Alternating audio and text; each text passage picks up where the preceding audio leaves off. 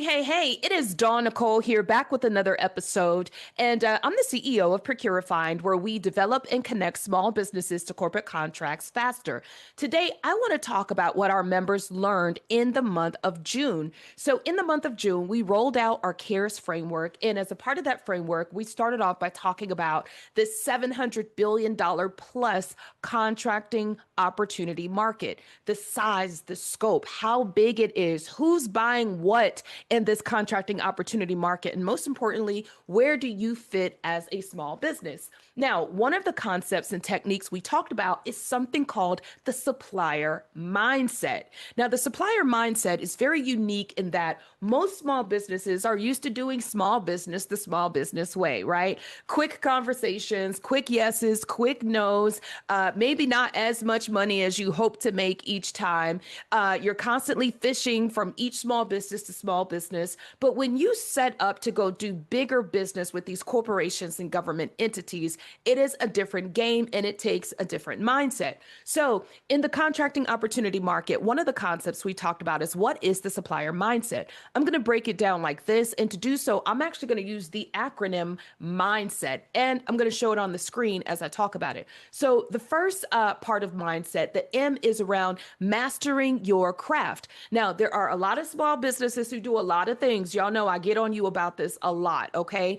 And you will normally come to the table and say, hey, Dawn Nicole, I do lead generation.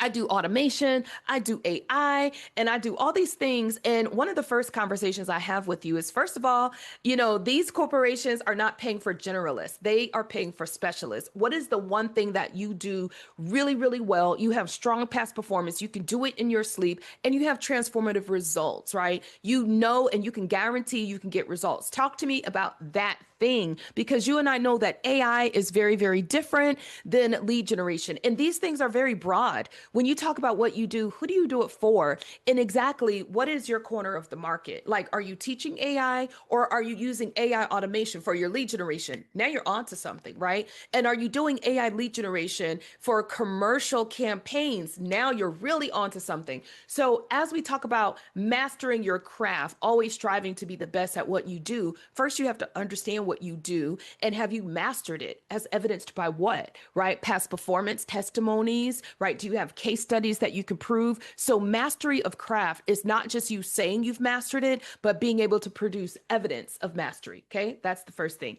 Next, let's talk about innovative solutions. I literally had a procurement officer say to me, Dawn Nicole, I was working with the vendor. The vendor got very, very comfortable. They were doing business with us for 3 years and they failed to innovate. Let me tell you a secret, small business owners.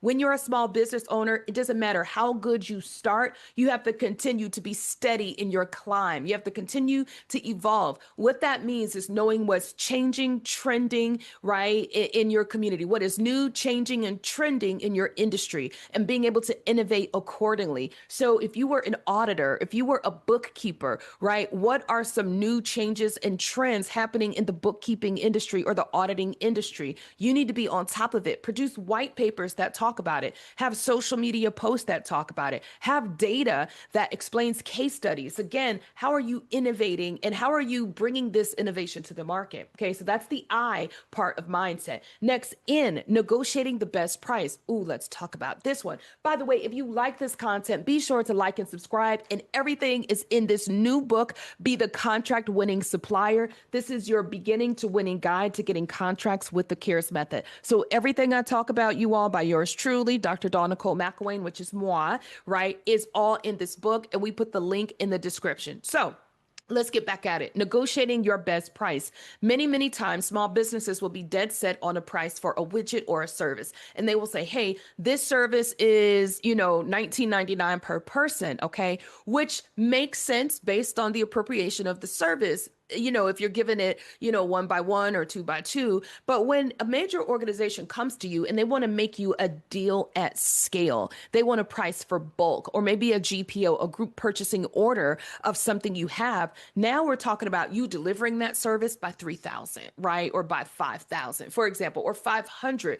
Does your price stay $19.99 if they're giving you this, or do you understand bulk discounts? Come on, let's talk about it. So, bulk discounts is where you start to bring your price down. You rebate it based on the appropriation of scale, right? Based on the relationship. Companies and organizations and sourcing partners love rebates and discounts and deals. They love to feel like they're winning, they're getting something exclusive. And you, as the creator, you have the power to do this. So, make sure that you're understanding. If you don't know how to do this, again, it's all in the book, okay? Make sure that you're given a 15% discount. For example, you could say, hey, on the purchase of 200 of X, Y services, right, we will start to discount the price, or at 2,000, or whatever makes sense. But that's the theory behind it, okay? Now, dependable resource, okay, this is good. Doing what you promised and fulfilling your obligation on time and on budget. If you say you're going to do it in your deliverables, do it. Not just do it, do that and some, y'all. Go above and beyond. Make them want to call you back, right? Make it hard to say no to any other offer, right? Go above and beyond. Throw some things in at no cost, right? Have them say, I didn't know this was included. Oh, you know what? It's a part of our regular practice. No worries. We don't charge for this. What? Right? So be a dependable resource. Be someone that they know will show up, right? When they call you, answer the phone, lock their number in. By the way, one of the biggest complaints I get from sourcing managers is that, Dawn Nicole, they win the contract. And now that we have them under contract, when I call, they don't answer. They're not responsive. Don't be that person, y'all. So the D in the mindset is be that dependable resource that you promised. Do what you say you're going to deliver on, okay? S, your successful track record. Before you show up, do you have a proven track record? We talked about this, right? Demonstrating proven results. It's not enough to talk about it.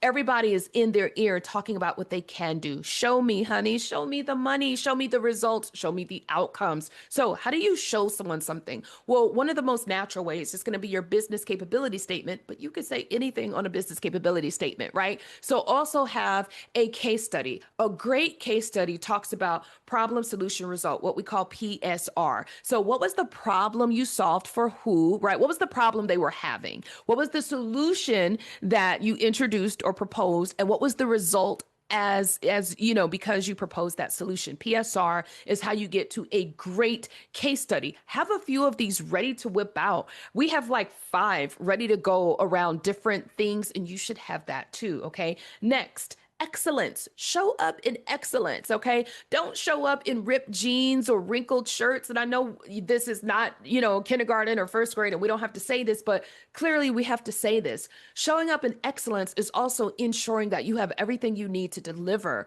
Okay, so when you show up, you have your tools, right? You have your business capability statement. You have your instruments. You have the phone numbers. You have your references. You have your insurances, right? And it's not just about the things you have. It's about how you take up space in the room, right? Are you a person who can lean in and listen? Do you cut people off? Do you interrupt, right? Do you ask great questions? Have you done the research, my friends? Have you looked up their ESG goals, environmental, social, governance, right? Their corporate social responsibility, right? Their investor reports, right? All these things, disparity studies. These are all things that we talk about in Be the Contract-Winning Supplier. Again, get the book if you want the step-by-step play on how to do some of these things, okay? Finally, trusted results. I want to talk about this one because trusted results may sound implied. And by the way, Dawn Nicole, what do you mean? So it's not just about being consistent in your product or service delivery. And what I mean by trusted results is if you just perform the same training or service over here, right? And now you're going to duplicate it because they were so pleased with you that they've introduced you to a partner company, a sister company, and you go do the same training. Is it the same experience? Did you use participant guides with this group like you did with the last group? Did you conduct a discovery assessment before you got there? Did you conduct a survey to make sure that